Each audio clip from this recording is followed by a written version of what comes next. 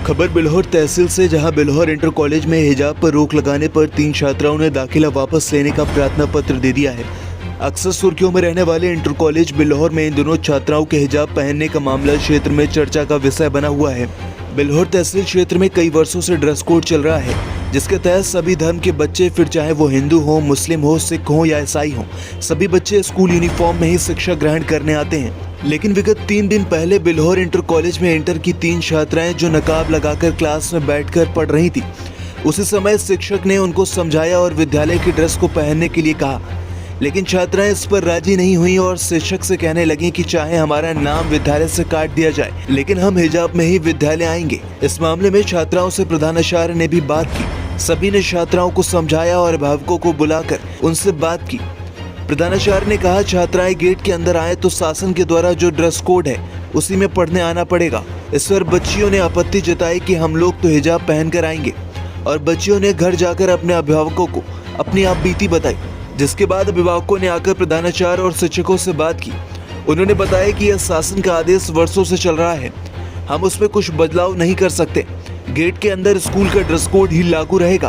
3 दिनों से बिल्हौर कस्बे में यह चर्चा तेजी से हो रही है कि आखिरकार इस तरह से कौन सा अराजक तत्व बदलाव करना चाहते हैं या विवाद करना चाहते हैं।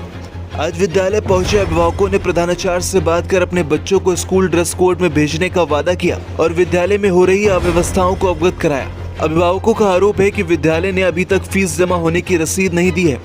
बार बार रसीद मांगने पर वे आगे की तारीख बता देते हैं। उसके चलते बच्चों का स्कॉलर फॉर्म नहीं भर पा रहा है।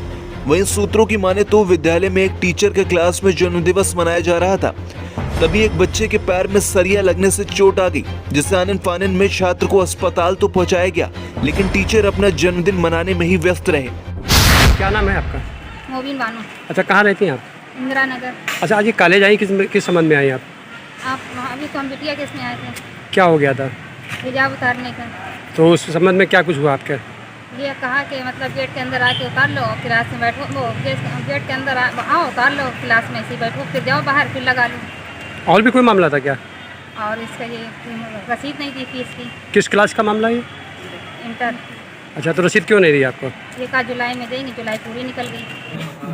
हिजाब पहन के आने वाला क्या मामला है? बच्चियों का जो हिजाब से संबंधित कोई मामला नहीं है। वो जो है बच्चियां सर पे उस टाइप का वो कपड़ा जो है बांध के आ रही थी, तो महिला शिक्षक हमारी हैं जो डिसिप्लिन देखती हैं, उन्होंने इसको मना किया कि सभी बच्चे जैसे आते हैं वैसे ही आपको आना है, क्योंकि विद्यालय में छात्र धर्म है, यहाँ पे किसी प्रकार का धार्मिक कपड़ा नहीं पहनना है। एक यूनिफॉर्म आइडियल यूनिफॉर्म बनी हुई है, उस आइडियल यूनिफॉर्म में ही आना है। तो बच्चे हैं, उन्होंने थोड़ा सा हो सकता है उनसे कुछ कहा हो, विरोध किया हो कि नहीं हम ऐसे ही पहन के आएंगे। तो टीचर हमारे पास लाए तो हमने उनसे पूछा, तो उन्होंने कहा कि सर हम विद्यालय के नियमों का पालन नहीं कर पाएंगे और हम अपने हिसाब से ही आएंगे।